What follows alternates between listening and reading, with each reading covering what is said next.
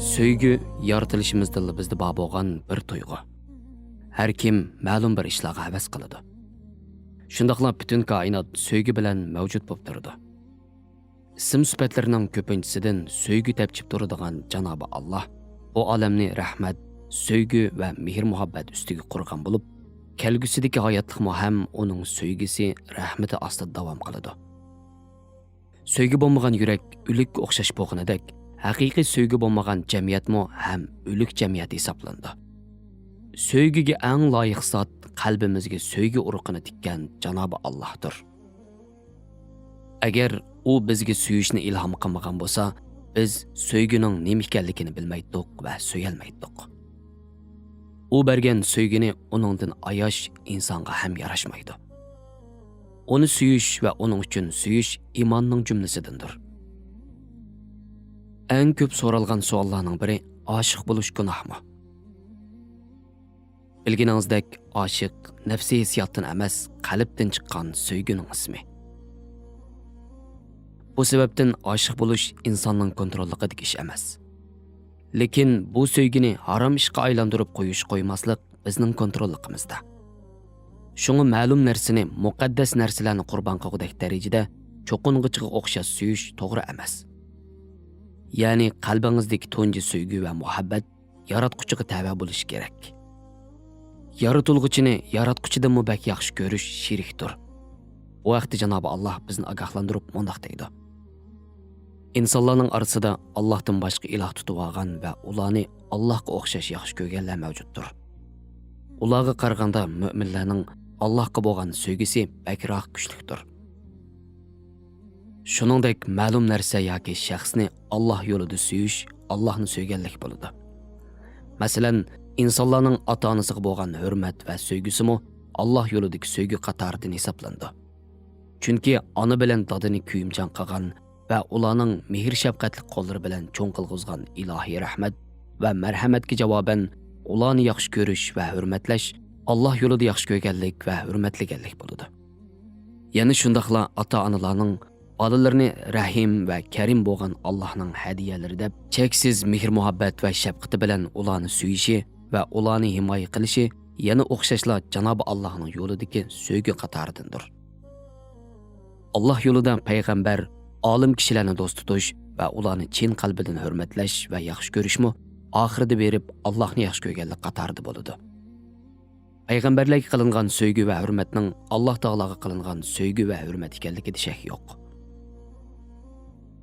Boshqa odamlarga qilingan hurmat va söygü boshqa maqsad bilan emas, faqatla shu kishilardagi iymon va yaxshi amallar sababli bo'lgan bo'lsa, bu kishilarni o'xshash solih, olim va Janobi Allohning do'sti bo'lganligi uchun bu turdagi söygü ham Alloh yo'lida yaxshi ko'rganlik qatorida bo'ladi.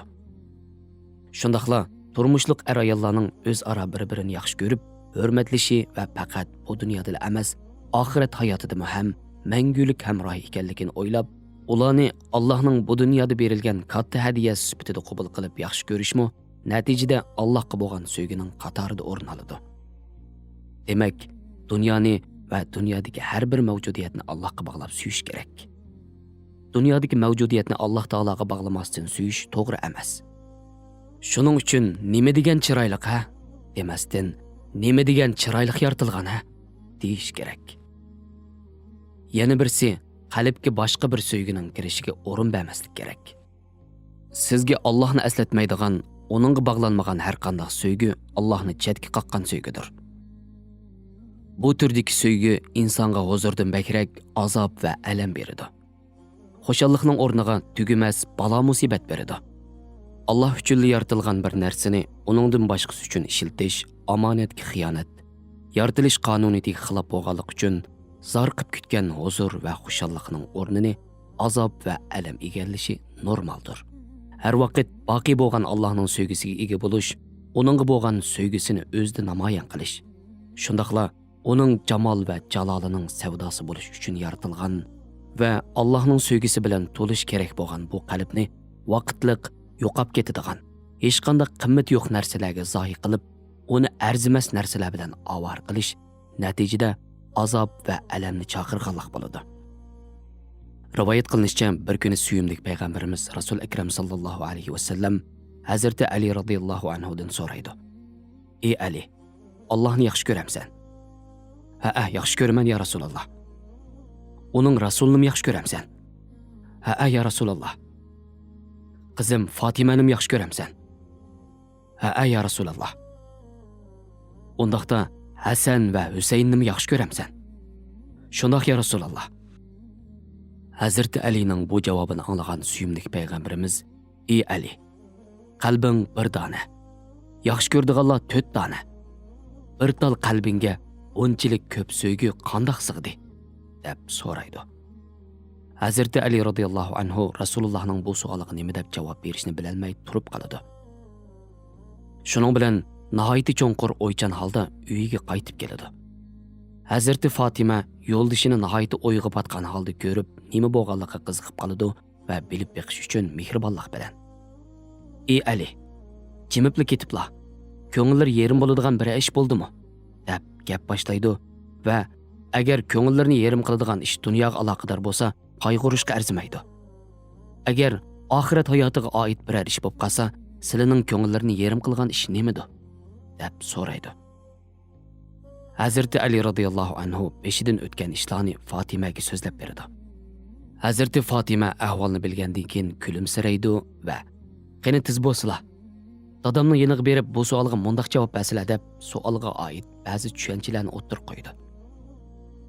Hazreti Ali ayoli Hazreti Fatimaning gapini anglagandan keyin ko'ngli orom tepib, yugurgunicha Rasulullohning qishig'iga yetib keladi va "Ya Rasululloh, odamning o'ng, so'l, oldi, kayni degandek taraflar bo'lgandek, qalbning shuning o'xshash taraflari bor. Men Allohni aqlim va imonim bilan, sizlarni ruhim va imonim bilan, Fatimani bo'lsa insoniy nafsim bilan, Hasan va Husaynni dodiliq sifatim bilan yaxshi ko'raman" deydi. Ikki jahon quyoshi bo'lgan Rasul akram sallallohu alayhi va sallam bu javobni anglab tabassum qildi va "Ey Ali, bu javoblar payg'ambar daraxining shoxlaridan ilingan mevalardir" deydi.